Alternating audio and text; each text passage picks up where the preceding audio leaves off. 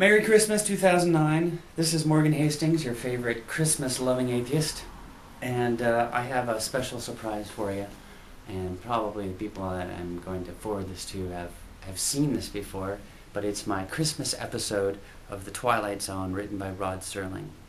And on this day, a child was born.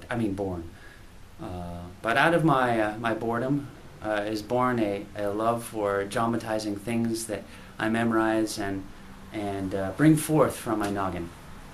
So, and behind me I have a Christmas tree, which I actually procured by purchasing this year instead of last year when I was walking home from a bar and found one thrown out on the street and woke up in the morning with pine needles all over me in a big state of quandary. So here you go. Here's the episode.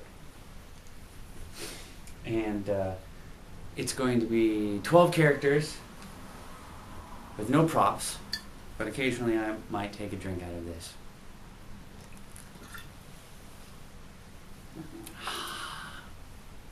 Now I just need some falfa beans.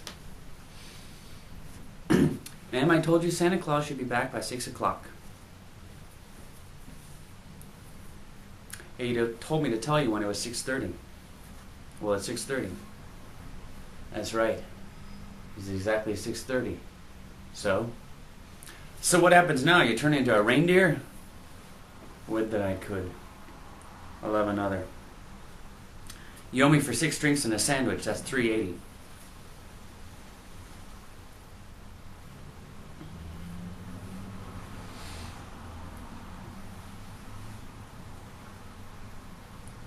Why do you suppose there isn't really a Santa Claus?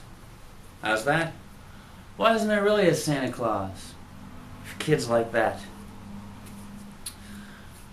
What do you think I am? Some kind of philosopher? You know what the trouble is with you, Corwin? You let that dopey red suit go to your head. What are you, some kind of a nut? Here, finish your sandwich.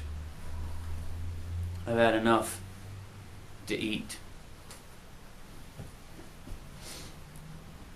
Hello, Jack's place. No, Jack's not here. This is Bruce. 1 second. Santa Claus, I get you trying that one more time. I'm going to break both your arms up to the shoulder blades. Now go on, get out of here. No, it's just Santa Claus trying to heist the joint. Thanks a lot, Bruce. Walking across the street. Almost gets hit by a car. Sits down. Kids come up to him. Oh, please, Santa, I want a carriage and a dolly, and I want a gun, and I want a playhouse, and a set of toy soldiers and a fort, and oh, please, Santa, a job for my daddy, and a big turkey for our Christmas dinner. This is Mr. Henry Corwin, normally unemployed, who once a year takes part in a unique American institution, that of a department store Santa Claus in a road company version of The Night Before Christmas. But in just a moment, Mr. Henry Corwin, ersatz Santa Claus, will enter a strange kind of North Pole, which is one part the wonder of Christmas and one part the magic that can only be found in the Twilight Zone. You can make your sound effects right now for the theme song.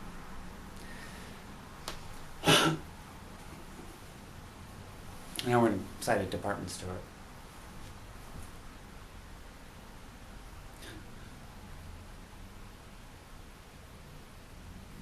It's playing at a train.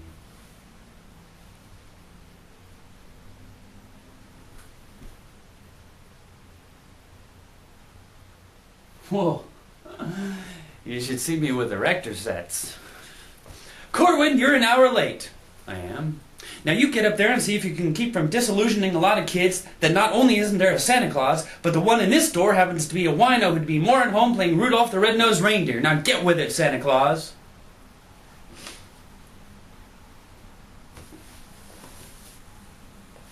You go ahead, you go on. You sit on Santa Claus's lap. You're not going to hurt my little boy, will you, Santa? Go on, tell him. What's your name, little boy? Percival Smithers. What would you like for Christmas, Percival? A new front name, Percy. Let me see what I can... Look, Mom!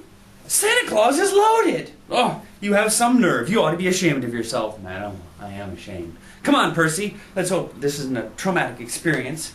Ma'am, is there some sort of trouble? Yes, there's some sort of trouble. It seems as though you hire your Santa Clauses from a gutter. Come on, Percy. I shall never trade in this store ever again. All right, everybody, back to your positions, please. Back to work. Now, Mr. Kris Kringle of the lower decks, since it is only a few hours before closing time, it's my distinct pleasure to tell you we have no more need for your services. You have had it. Now get out of here. Thank you very much, Mr. Dundee.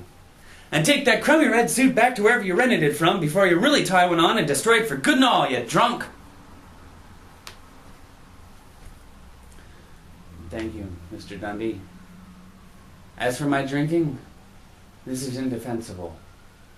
I find as of late, I have very little matter in a choice of expressing emotions. Either I can drink, or I can weep. And drinking is much more subtle. Will you please leave? But as for my insubordination, I was not rude to that woman. Someone should tell her that Christmas is something finer than that. Richer, finer, truer.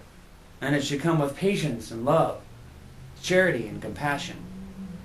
That's what I would have told her if she'd given me the chance. Well, how philosophical, Mr. Corwin. Now perhaps you can tell us how we can live up to these wondrous Yule standards which you have so graciously laid down for us. I don't know, Mr. Dundee. I don't know at all.